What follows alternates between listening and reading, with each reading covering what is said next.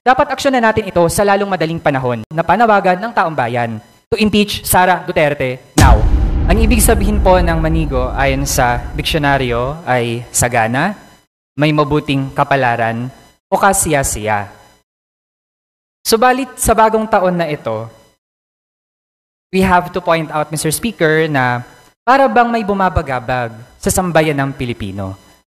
Sa pananaw ng representasyong ito, nagmumula ang pagkabagabag sa isang napakahalagang usapin na hanggang ngayon ay hindi pa rin natutugunan. Mr. Speaker, tungkol po ito sa mga reklamo ng taong bayan.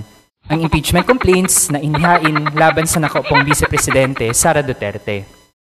3 na ang nakahaing reklamo laban sa pangalawang Pangulo.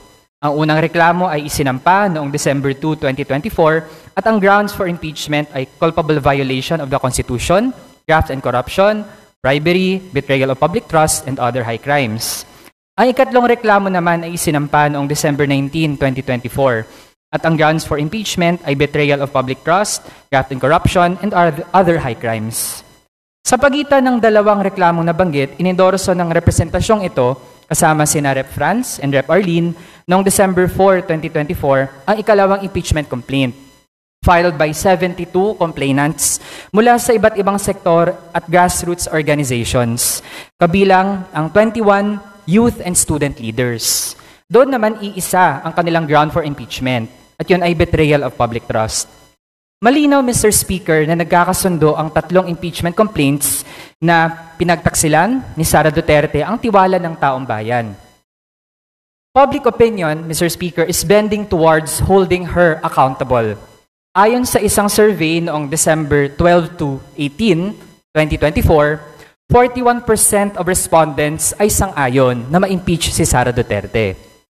Ngunit higit pa sa mga survey, may mandato tayong mga mababatas na tugunan at iproseso ng maagap ang anumang reklamo na ihahain sa ating tanggapan, alinsunod sa prinsipyo ng checks and balances. Tungkulin din nating siguraduhin na may pananagutan ang mga opisyal hindi lamang sa ating sangay ng gobyerno, kundi maging sa iba pa. No official, not even the 2 highest officials of the land, is above public scrutiny in the name of transparency, accountability, and good governance. Ngayon, Mr. Speaker, may ilang naglalako ng ideya na ang impeachment di umano ay gumagambala lamang sa kapayapaan ng bansa. Peace na lamang daw. Pero ang katotohanan ay ang kabaligtaran. Hindi magiging mapayapa ang ating bayan hanggat walang pananagutan sa mga naluluklok at umaabuso sa kapangyarihan.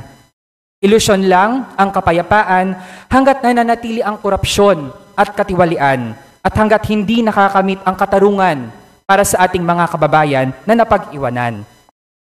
If people claim to be believers of Jesus Christ, I trust that they can study the Bible carefully and apply what it says to relevant contexts of today.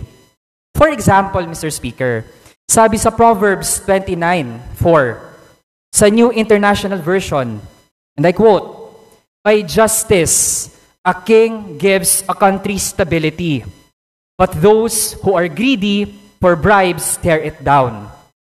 Mr. Speaker, sabi din po sa Proverbs chapter 28, verse 15, sa Filipino version, kung paano ang umuungal na leon at ang gutom na oso, gayon ang masamang pinuno sa maralitang bayan. Kaya kaugnay noon, Mr. Speaker, may mga tanong tayo ngayong pagbukas ng 2025. Paano magiging sagana ang bagong taon kung ang kaba ng bayan mismo ay vulnerable sa pang-aabuso? Gaya na nakita natin sa confidential funds ng OVP at DepEd.